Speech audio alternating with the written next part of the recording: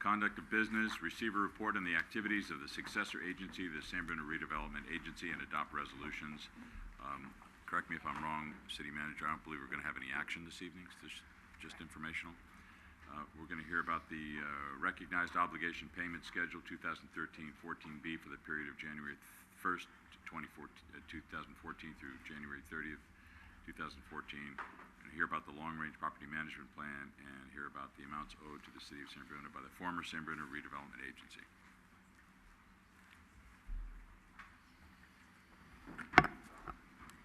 Good evening, Honorable Mayor, members of the City Council.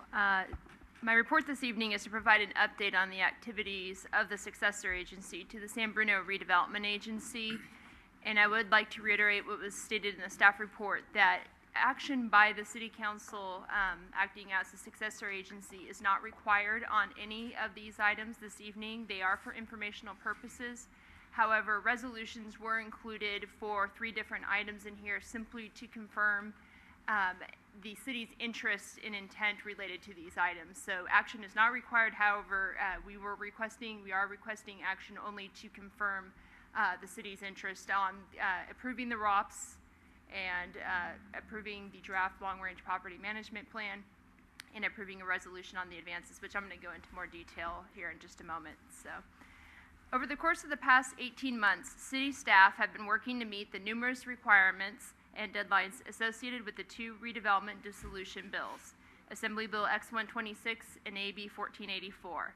These activities include the completion of several different audits, preparation of items for the 12 oversight board meetings that have occurred to date, as well as the timely completion of the recognized obligation payment schedules and other reports that are required by the dissolution legislation. A recap of some of the more significant milestones that have occurred include the completion of the 2 due diligence review audits for the Low and Moderate Income Housing Fund and all other RDA funds and their respective approval by the Oversight Board. These due diligence review audits confirm the accuracy of transactions made by the successor agency and confirm the amount of fund balance remaining to be turned over to the county for distribution to the taxing entities. In total, the successor agency was required to turn over $3.7 million of remaining redevelopment agency funds to the county, of which $558,000 was returned to the city in the form of a one-time distribution of unrestricted property tax. On April 26, 2013, the successor agency received a finding of completion from the California Department of Finance, which confirms that the city has met the various requirements in the dissolution legislation and has turned over the redevelopment funds as required. The finding of completion is significant in that it allows the agency to place outstanding loan payments between the city and the former redevelopment agency on a future ROPS for repayment, and it also allows the agency to move forward with the disposition of any property, both items which I'll describe greater in just a moment. So that said, there continue to be several important activities ahead for the successor agency.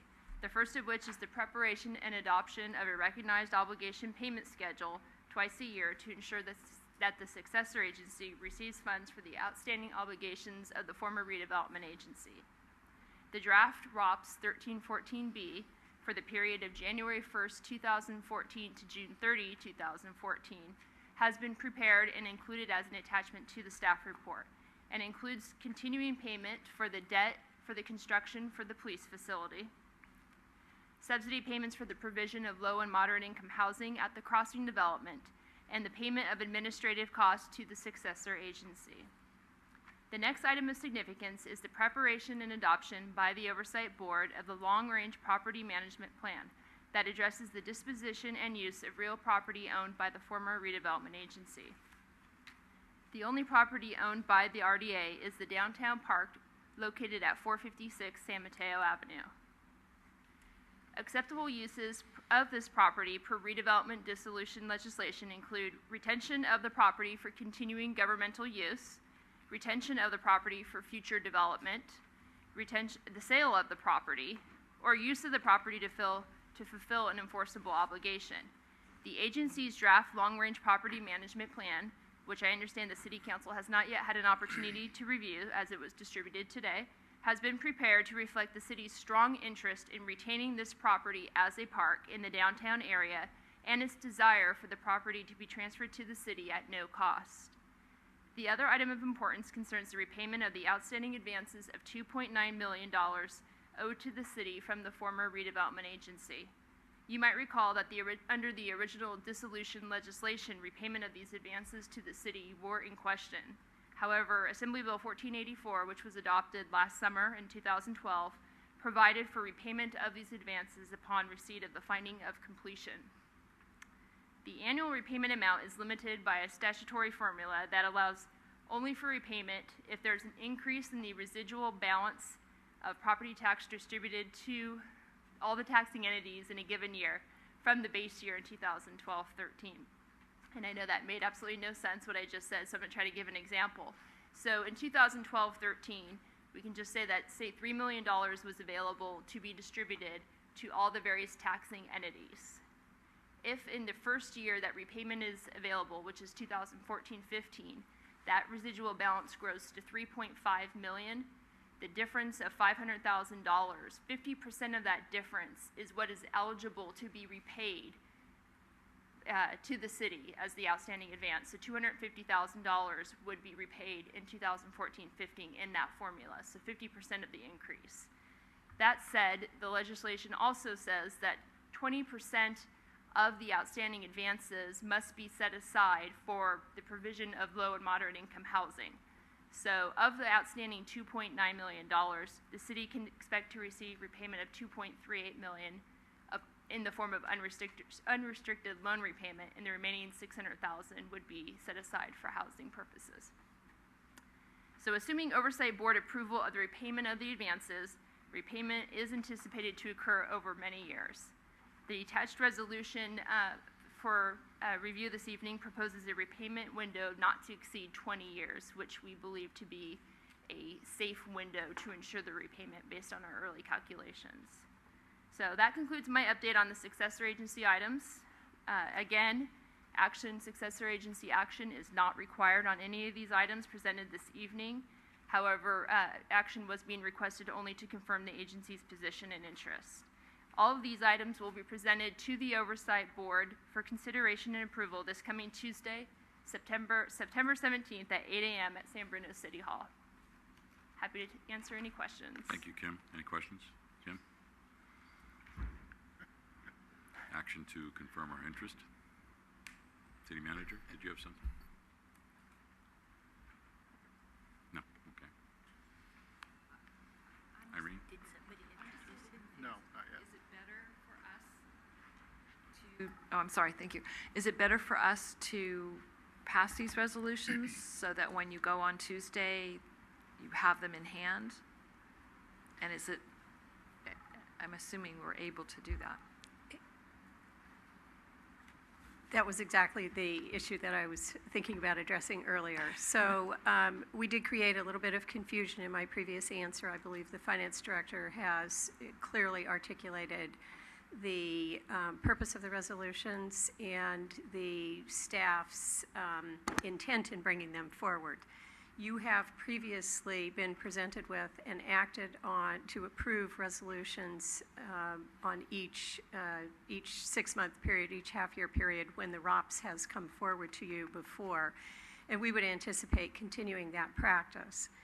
On each of these other 2 items, the Oversight Board has considered the issue of repayment of the outstanding balance due to the city by the former redevelopment agency, and has provided a favorable to the city's interest action that has included that item in the ROPS. So this action is fully consistent with the previous positions of the city that represent our interest in having that amount repaid. The item that's new to you tonight is long-range management plan for the one property that is owned by the former redevelopment agency, and that is the subject of decision-making by the Oversight Board. And to more specifically answer the question that the Vice Mayor has raised, the answer is yes. We believe that there will be a need for significant consideration and discussion by the Oversight Board in evaluating the disposition of that property. At the same time, I think it's fair to say that the City Council has previously identified its very strong interest in this property, and most recently, and particularly since that property was transitioned into a public space in 2007, that the City Council has identified its very strong interest and its continuing interest through the Transit Corridors Plan for public space in the downtown. As the Finance Director has indicated, the law requires this long-range property management plan. That management plan has been developed consistent with staff's understanding of the previous interest and direction by the City Council regarding the maintenance of that property in city public ownership. And at this point, I would say that the primary purpose of the resolution tonight in front of you is to provide a statement to the Oversight Board that confirms and better represents the staff presentation that will be made at the next Oversight Board meeting on this issue, and again, subject to their decision-making and determination. Okay. So is it acceptable for us to pass these resolutions even though the agenda doesn't call for any action? The agenda does call for action, I believe. Okay, so then okay. Okay, great. I'll introduce all three resolutions. Well, through the chair. Rico? So on the long-term management plan, that's what we received this evening. So I'm not prepared. I have not had the opportunity, so I'm not prepared to act on that. Unfortunately, because of having to recuse myself with the transit corridor plan and the coordination of that, I haven't been able to participate in that. I'm not saying that I'm not in favor, but I'm not prepared with that just being received and not having an opportunity to read that. Through the chair, and I can appreciate what Councilmember Medina says, and I feel that sometimes we feel pressured to have to, go along with getting these things done because I'm going to say it, it's another fine mess that the governor got us into, and not only getting rid of redevelopment, but now having us jump through all these hoops, taking up staff time, and elected officials' times to try to weed through how to get money back that it's rightfully our cities, and also be able to pay off, our obligations.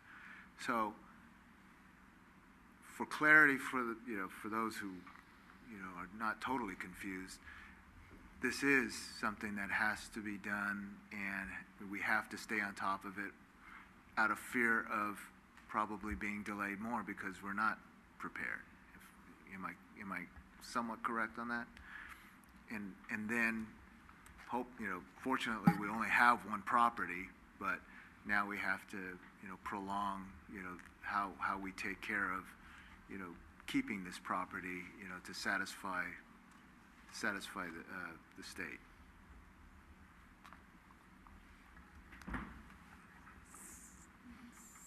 I mean, redevelopment was complicated enough, and this is, I believe, twice as bad. So I introduced the resolution. Agree? I tried to. Through the chair. Yes, Rico? Just real quick, staff had indicated trying to obviously get the lot as far as free, so that's always a great starting point. But then the other thing is you talked about the repayment of 20 years. So if you can help me understand as to the 20-year number instead of 15 versus 25 is because? So the 20-year number was, in working with the numbers that I have available, and we don't have solid numbers at this point in time. We won't have the numbers to confirm what that initial repayment amount will be until next calendar year, but based on the information that we have at this time, my early estimate is that we would expect to receive a repayment in around $200,000 in 2014-15. So if that amount were to remain consistent, we would be able to foresee repayment in less than 20 years. However, there could be an economic downturn one year in which maybe the amount of residual property tax is less, and so a repayment doesn't occur. Or there could be a year also where it jumps up dramatically, repayment increases. It's hard to predict, obviously, so just running through those scenarios, 20 years seem to be a very fair, safe time frame to allow for the full repayment to occur. It's also been one that's been chosen by many other agencies, in that the Department of Finance does have to review all of these resolutions and the repayment schedules, and 20 years has been one of those windows in which they've recommended as a reasonable time frame. And so, while 50 years would be the safest way to go, the gut feeling is that the Department of Finance isn't going to jump on board with something in the long term. So 20 years was thought to be the safest way. Thank you. Okay. Irene has introduced this resolution, all of these resolutions. All three resolutions? If that's acceptable. Clarification. So are we talking about the long-term management? Is that the third bullet point, or am I The misreading second that? one is long-term range. Thank you. Thank you, Carol. Do you want me to do them separately? Yes, please. Okay, I'd like to introduce the resolution recognizing the obligation payment schedule 13-14B. Vice Chair O'Connell. Aye. Board Member Salazar. Aye. Board Member Medina. Aye. Board Member Rivera. Aye. Chair Ruane. Aye. I'd also, the next resolution in my packet anyway is the one about adopting the long-range property management plan. I speed read it through, so I don't see anything in here that we haven't, as you said, talked about before. My only confusion is, in here it says the property is 470 San Mateo Avenue, and in your report it's 456. So whichever one is correct, you want to make sure that's. That's pretty good speed. Yeah, hey. Anyway, I'd like to introduce the resolution approving the long-range property management plan. Okay, Vice Chair. Board Member Salazar. Aye. Board Member Medina. No. Board Member Rivera. No. Chair Ruane. Aye. Yes. And I didn't say aye, but I will. Well, I kind of said your name first. Oh, okay. And the last resolution is approving repayment of amounts owed to the City of San Bruno by the former San Bruno Redevelopment Agency. Vice Chair O'Connell. Aye. Board Member Salazar. Aye. Board Member Medina. Aye. Board Member Rivera. Aye. Chair Ruane. Aye. Item 10C, receive a report and provide direction regarding the Through the chair. selection. I'm sorry. I just wanted to clarify, and I think I made that, is my no vote is obviously for not having the opportunity to review the document and for the vote. It's not other than that. All right, thank you.